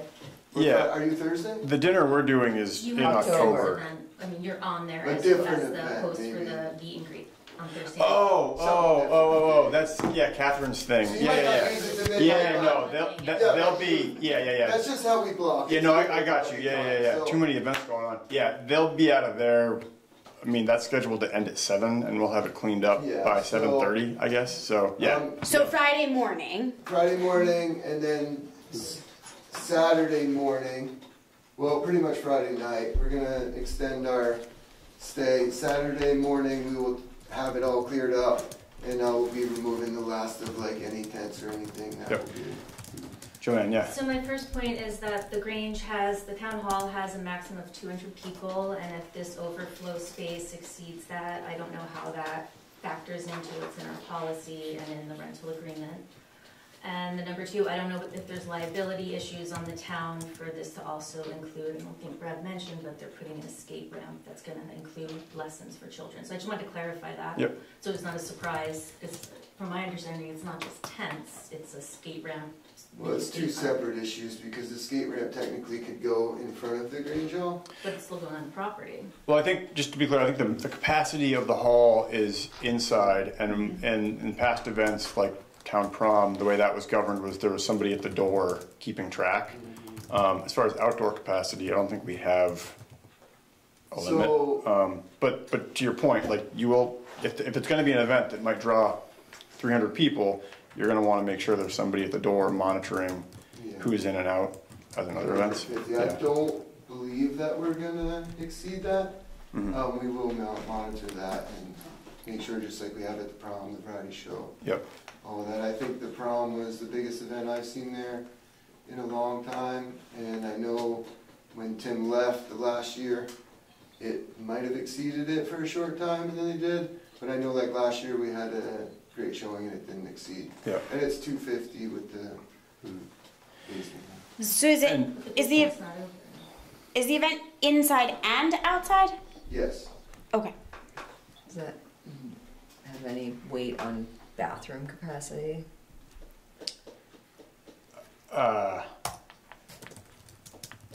Again, the capacity limitation really has to do with, I think, fire code of number of people in the building. Yeah. And so if you've got 300 people and they're cycling in and out just to pee, I mean, yeah, if everybody pees, that might, I don't know. Yeah, I guess that is fire They code. might go, we have public restrooms. That's a good question. They might go into the shoe for Yeah. something to eat or something to drink, and they might go to the bathroom Yeah. there. And we're not doing it because of the amount of people. Yep. We're doing it as a flow. So if anything, it's gonna make fire, bathrooms, everything better, because instead of having 200 people in the building, we might have 100 in and 100 out. So it's actually gonna make all of that better than it would be if we're all in the building at the same time. Okay, Is that thanks. the whole building or just the upper floor? Upper floor capacity is 200. And as far as I know, it hasn't been proposed to put a skate ramp on the front lawn of the town hall property. And I'm just saying this for liability Yeah, purposes, and- it's not a personal. No, and we discussed anything. this, and where'd you land on getting event insurance for something like? You are gonna get it? Yeah. Okay. Because I had the same question. And it was and I have no problem bringing that up after doing prom and variety show and something that has never been an issue of what we are doing. No, and it's what we fine. doing. So that's why I haven't brought it up. Yeah. So this is policy here, and this is the receipt of payment today. Sweet. And by middle of the week, I'll have the actual documents. Awesome. Thanks, Brad. Okay, is this an alcohol event? Are you serving alcohol? BYOB. Okay, thanks. Well, thank you for all you guys are doing with the hall and trying to increase use, and it is nice to see people there and doing more. Yeah. If there's nothing else under old business, we'll move on to new business. First item here is the delinquent tax collector. So we did receive a resignation from Rob Barnard. Third? Yeah, so hang on, because we're moving. Oh my God, I'm so sorry. I'm so sorry. Permission granted or Yeah, I'm so not? sorry. Like, where are we at on this? My apologies. So we have the request. Is there a motion to approve the request for the use of the lot? I'll make a motion to approve the use of the lot. Great, thanks, Leanne. Is there a second? I'll second. Second for Suzanne. Thanks, Suzanne. Any further discussion? It seems like the tenor of the room is maybe that the skate ramp should not be on the front lawn of the Grange. So if there's another place that it could go, I think that might be like that. Seems like it just might be better. Would be my only comment, and I appreciate that you're like working to ensure this as an event, because I do think that that's.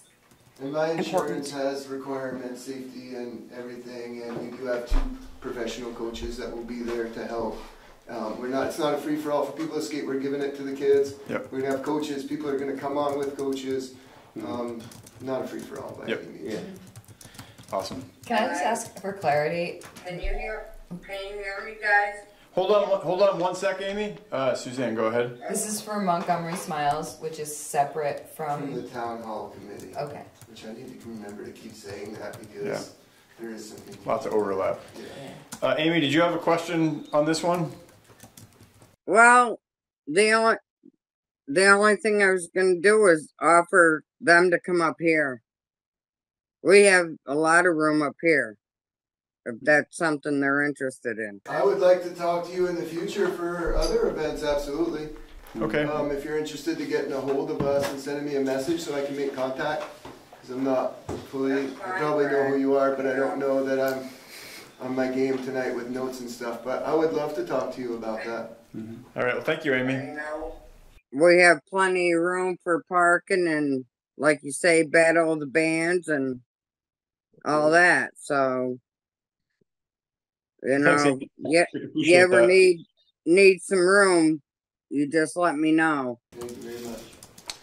Okay, so if there's no further discussion, we'll call the question. All those in favor of approving the use of the lot for Montgomery Smiles, please signify by saying aye or raising your hand.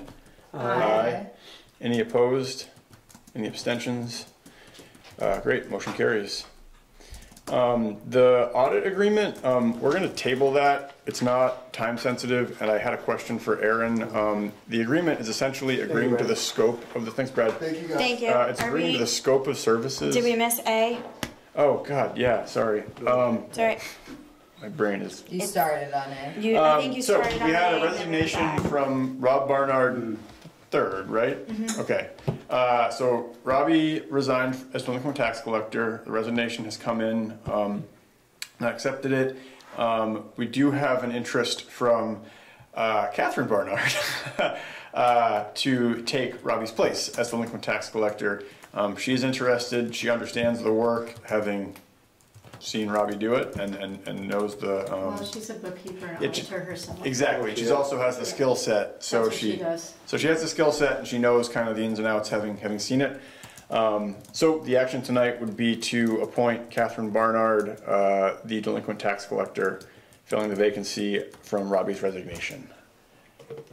Is there a motion to that effect? I'll make a motion to. Is there any conflict here with other boards that she's on or anything? I'm not aware of other. She's on the school board.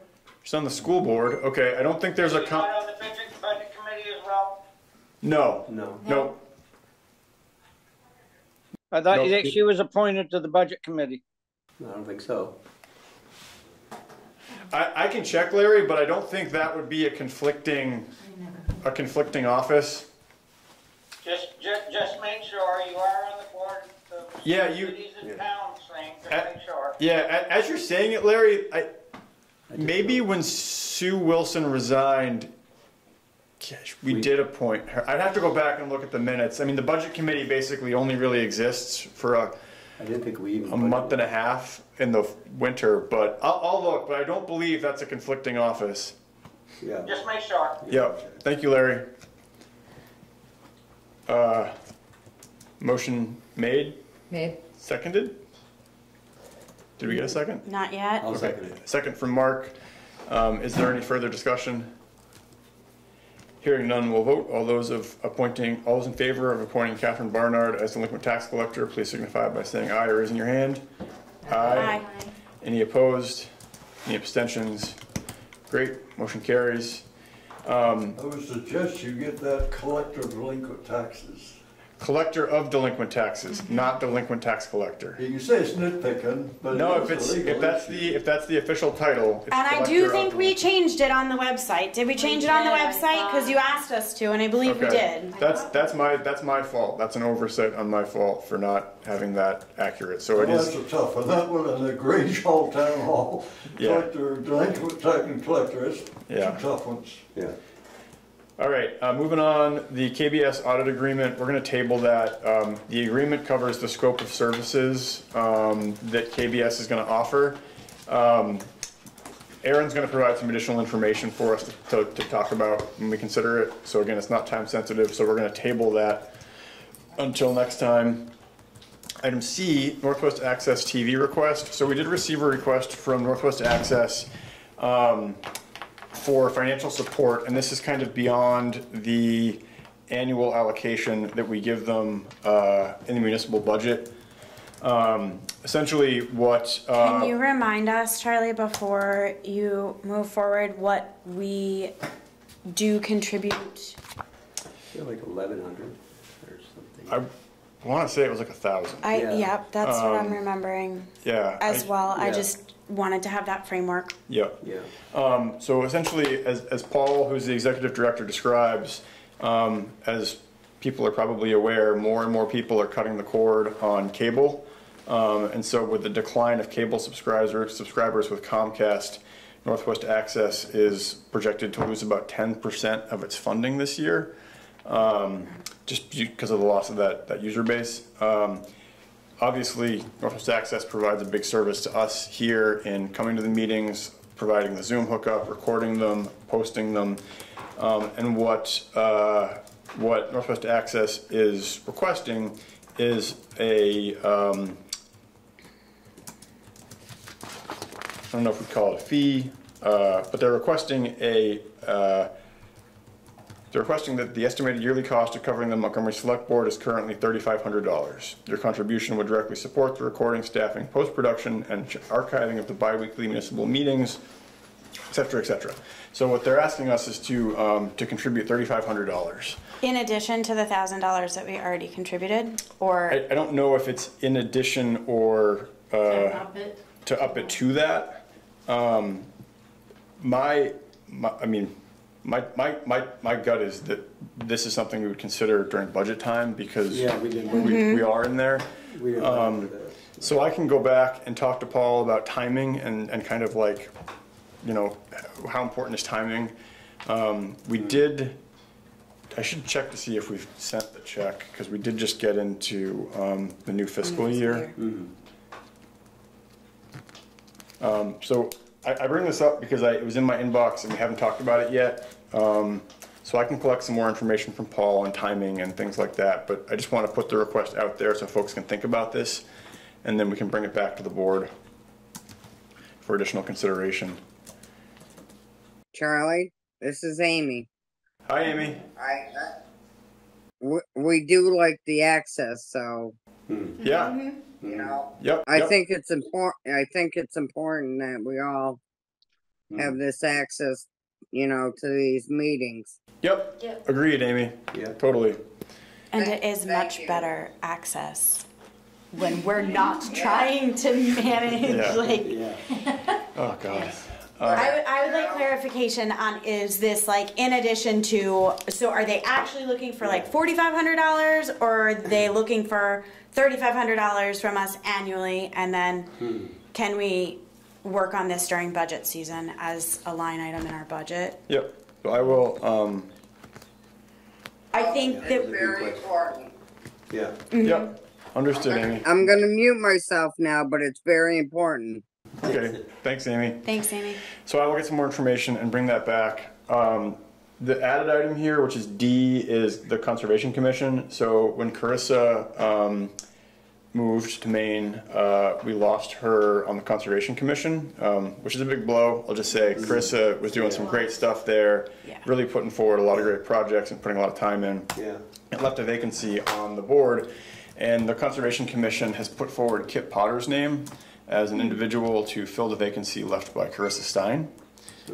Is that Kip who always was on our comes Christmas out tree? there? Yeah, he's building a house in the village. Green Mountain Road, Yep. right? Oh, Yep. okay. So, again, there's a vacancy left by Carissa. The Conservation Commission has put forward Kip's name. So the motion would be to appoint Kip Potter to fill the vacancy left by Carissa Stein. I'll nominate Kip Potter for the Conservation Commission. Great, thank you. Thank you, Mark. Is there a second? I don't think, do we need seconds for? We don't. It's an appointment. Yeah. Yeah, technically we don't, I guess, because it's, so it would be, are there any nominations? Are there any nominations? Are there any other nominations? We have a nomination from Mark for Kip. Are there any other nominations? Seeing or hearing none, we'll vote. All those in favor of appointing Kip Potter to the Conservation Commission to fill the vacancy left by Carissa Stein, please signify by saying aye or raising your hand. Aye. Aye. Any opposed? Any abstentions? Great, motion carries. We have no liquor licenses, we have no fleet permits, and that brings us through the end of our agenda. I will make a motion to adjourn this meeting. We have a motion to adjourn at 8:24. Is there a second? Yes. We have a second from Emily. Is there any discussion? We all agree on that. Hearing no discussion, we'll vote. All those in favor of adjournment, please signify by saying aye or raising your hand. Aye. Aye. Any opposed? Oh, we agree on everything. Any abstentions? Great, motion carries, and the meeting is adjourned. Thank you, everybody.